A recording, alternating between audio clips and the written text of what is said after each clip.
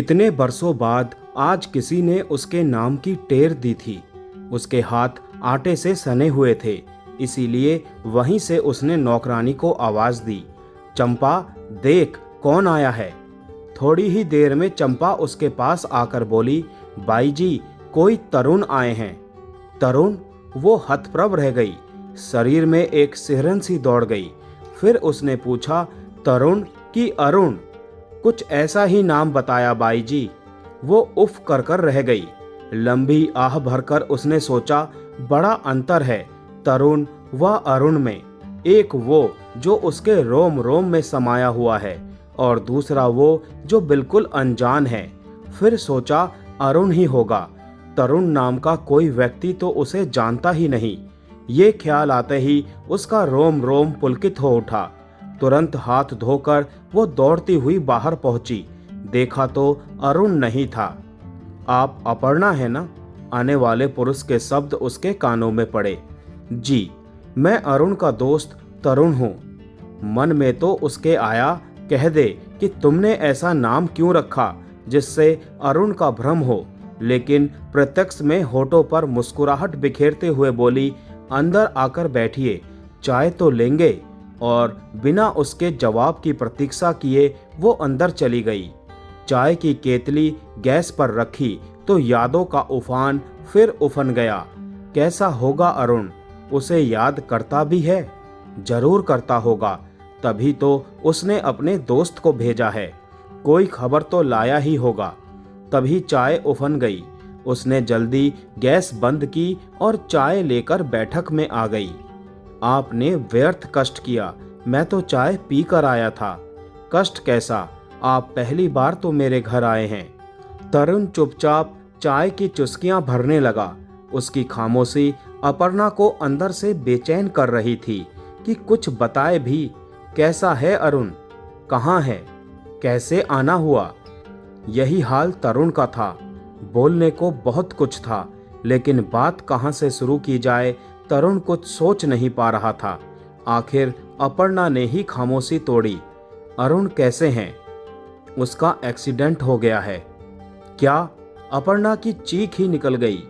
अभी 2 हफ्ते पहले वो फैक्ट्री से घर जा रहा था कि अचानक उसकी कार के सामने एक बच्चा आ गया। बच्चे को बचाने के लिए उसने जैसे ही कार दाईं ओर मोड़ी कि उधर से आते ट्रक से उसका एक्सीडेंट हो गया। ज्यादा चोट तो नहीं आई? बड़ा भयंकर एक्सीडेंट था। उसे देखकर रोंगटे खड़े हो गए थे। ट्रक से टकराकर कार खड्डे में जा गिरी थी। पेट में गहरा घाव है। सिर किसी तरह बच गया, पर अभी भी बेहोशी छाई रहती है। मुझे खबर नहीं दी? खबर कौन देता? अरुण के डैडी को आपके नाम से ही चिढ़ है। अरुण पर उन्होंने कितनी बंदिशें नहीं लगाई, कितनी डांट उसे नहीं पिलाई, फिर भी वो आपको नहीं भुला सका। रात रात भर आपकी याद में तड़पता रहा। आपको तो पता ही होगा कि ठाकुर साहब अरुण की शादी टीकमगढ़ के राजघराने में करना चाहते थे। बात भी तय हो गई थी, लेकिन अरुण ने साफ मना कर दिया। ठाकुर साहब का पारा चढ़ गया। उन्होंने छड़ी उठा ली और उसे भयंकर ढंग से पीटा, लेकिन उसने उफ तक नहीं की। ये देखकर भी ठाकुर साहब अपनी जिद पर अटल रहे। लोगों ने उन्हें बहुत समझाया कि बेटे की शादी उसकी मर्जी से कर दें, लेकिन वो सहमत नहीं हुए और एक दिन उन्होंने यहाँ तक कह दिया कि अरुण ने उनकी मर्जी के बगैर शादी की तो वो अपने आप को गोली मार लेंगे। अरुण इस बात से काफी डर गया। वो आपको खत भी ना लिख सका, क्योंकि वो जानता था कि डैडी अपने वचन के पक्के हैं। यदि ऐसा हो गया तो वो किसी को मुंह दिखाने लायक नहीं रहेगा। दिन ब दिन उसकी हालत पतली होती गई। वो आपके गम में आंसू बहाता रहा। उस दिन अस्पताल में अचेत अवस्था में उसके होठों पर जब मैंने आपका नाम सुना तो मुझे लगा कि आप ही उसे मौत के मुंह से बचा सकती हैं। प्लीज मेरे दोस्त को बचा लीजिए। इतना कहते ही उसका गला रुंध गया, आंखें छलछला आईं। इस दुखद बात ने अपर्णा का अंतस भेद दिया। वो गहरी गहरी सांसें भरने लगी। मन में धुंधली यादें ताजा हो आईं। अतीत कचोट गया। किन कठिन परिस्थितियों में उसे घर छोड़ना पड़ा, रिश्तेदारों से नाता तोड़ना पड़ा और परिचितों सहेलियों से मुख मोड़ना पड़ा। कहां कहां नहीं भटकी वो, लेकिन अरुण की याद भुला न सकी। प्रेम का दीपक उसके अंदर सदैव जलता रहा और आज वो उससे अलग होना चाहता है। नहीं, वो ऐसा कभी भी नहीं होने देगी। यदि उसे अपने जीवन की कुर्बानी भी देनी पड़े तो वो दे देगी। बेशक उसकी शादी अरुण से नहीं हो सकी, लेकिन उसके नाम के साथ उसका नाम जुड़ा तो है। ये सोचते ही उसकी आंखें छलछला आई। तभी खामोशी को तोड़ता हुआ तरुण बोला, अच्छा अपर्णा जी, चलता हूँ। आज ही शाम को छतरपुर जाना है, आप तैयार रहिएगा। वो चुप ही रही।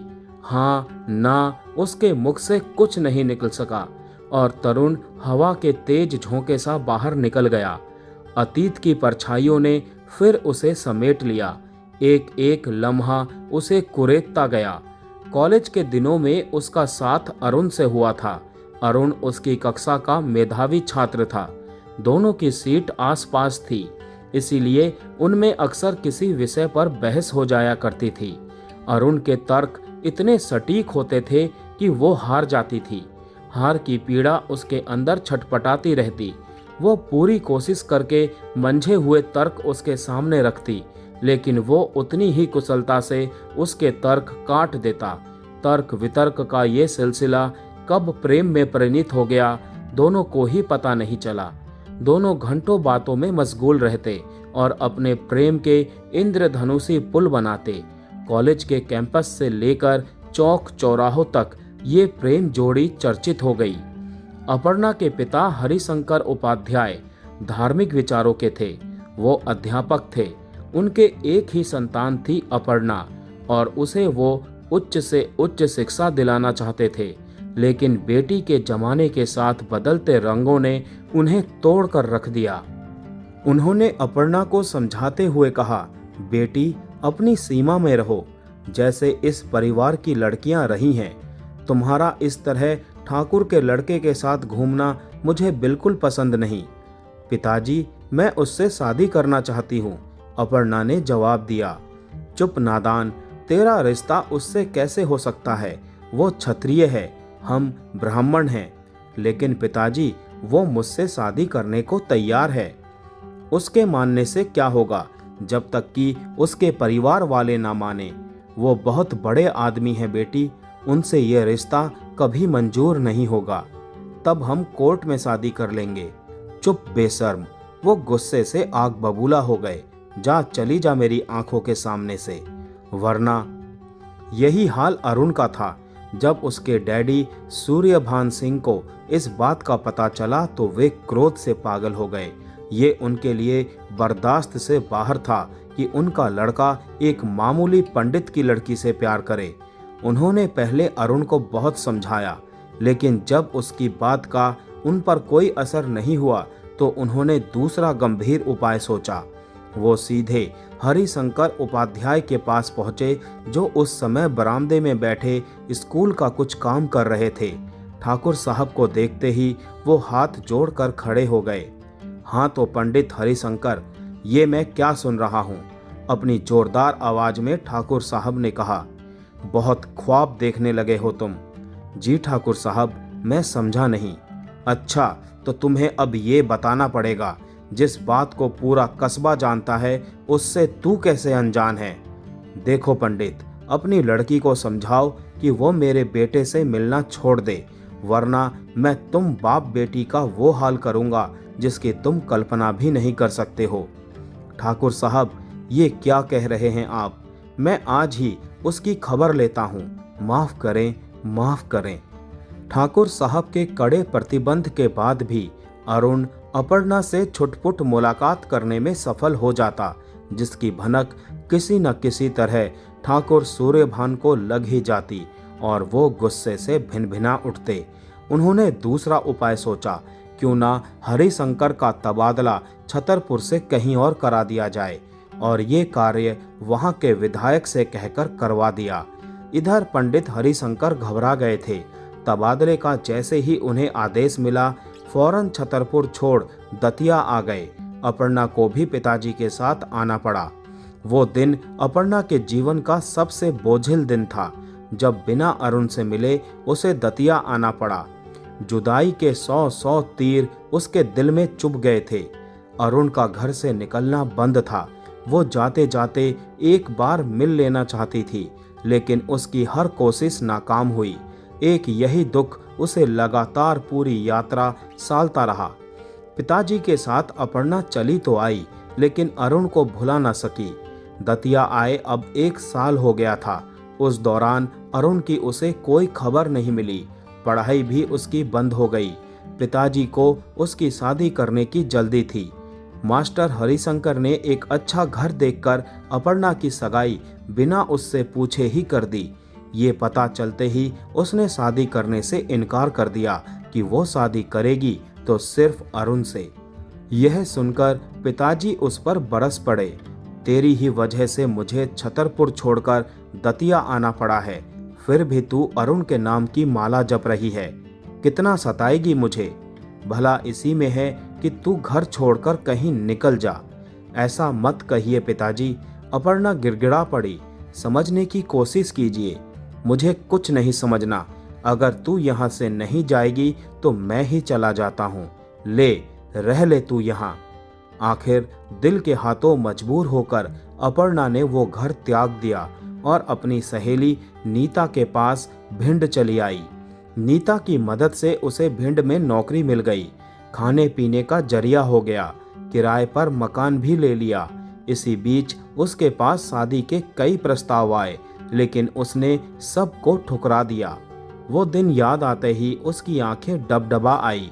समाज की ये कैसी रूढ़ियां हैं कि आदमी अपना मनपसंद साथी भी नहीं ढूंढ सकता। वंश परिवार की परंपराएं उस पर थोप दी जाती हैं। वहां आदमी टूटेगा नहीं तो क्या जुड़ेगा। आज अरुण की दुर्घटना की खबर ने उसे बेचैन ही कर दिया। वो नदी के किनारे पड़ी मछली सी फड़फड़ा गई। शाम को जब तरुण आया तो वो जाने को पूरी तरह तैयार बैठी थी। इस समय तक उसने अपनी मानसिक स्थिति संभाल ली थी। छतरपुर पहुंचते ही अपर्णा सीधे अस्पताल पहुंची। एक वार्ड में अरुण बेड पर मूर्छित पड़ा था। खून की बोतल लगी थी। हाथ पैरों में प्लास्टर बंधा था। दोस्त, परिजन, रिश्तेदार सब उसे घेर कर खड़े थे। डॉक्टर उपचार में लगा था। उसे समझते देर न लगी कि अभी जरूर कोई गंभीर दौर गुजरा है, क्योंकि सभी के चेहरे उदास थे। ठाकुर सूर्यभान सिंह सिर नीचे झुकाए खड़े थे। यद्यपि वो एक नज़र उस पर डाल चुके थे, आज उसे उनसे डर नहीं लग रहा था। डॉक्टर के चेहरे से मायूसी साफ झलक रही थी। सभी की निगाहें उन पर टिक गई। इंजेक्शन दे दिया है, 10 मिनट में होश आ जाना चाहिए, डॉक्टर ने कहा। लेकिन डॉक्टर साहब, कुछ मिनट होश में रहता है फिर बेहोश हो जाता है। ठाकुर साहब व्यग्रता से बोले, देखिए, मैं तो अपनी तरफ से पूरी कोशिश कर रहा हूँ। आप मरीज को खुश रखने की कोशिश कीजिए। कोई गहरा आघात पहुंचा है जिसकी याद आते ही उसे बेहोशी छा जाती है। वैसे चिंता की कोई बात नहीं, इस रोग पर काबू पाया जा सकता है। इतना कहकर डॉक्टर नर्स के साथ चले गए।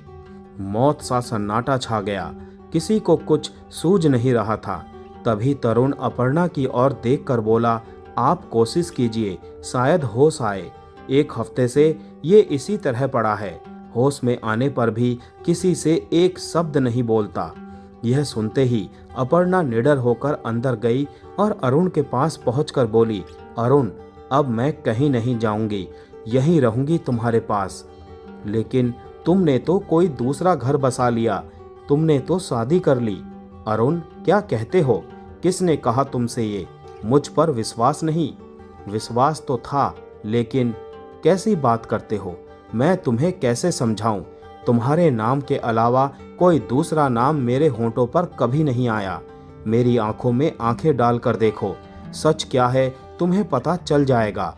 इतना कहकर अपर्णा फूट फूट कर रो पड़ी। अरुण कुछ क्षण उसे देखता रहा, फिर आह कर उठा। उसे लगा जैसे उसके अंदर हजारों सूल एक साथ चुभ गए हों। अपर्णा, वो गहरी निश्वास भरता हुआ बोला, धोखा, विश्वासघात हुआ मेरे साथ। क्या समझ बैठा मैं तुम्हें, सोच भी नहीं सकता। तुम्हारे पिताजी ने ये झूठ मुझसे क्यों बोला। कुछ पल अंदर ही अंदर वो सुलगती रही, फिर सोचा इससे तो काम नहीं चलेगा। इसे अगर अरुण को पाना है तो डट कर आगे आना होगा। इस विचार के आते ही वो दृढ़ता से बोली, अब मैं यहाँ से कहीं नहीं जाऊंगी अरुण, तुम्हारे पास ही रहूंगी। देखती हूँ कौन मुझे हटाता है। तभी अरुण के सीने में भयंकर दर्द उठा और वो करहा उठा। उसके हाथ पैर मछली से फड़फड़ा गए। लोग डॉक्टर को बुलाने दौड़े।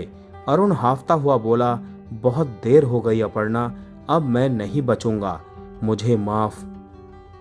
और यही उसके शब्द अटक गए। आंखें खुली रह गई, चेहरा एक तरफ लुढ़क गया।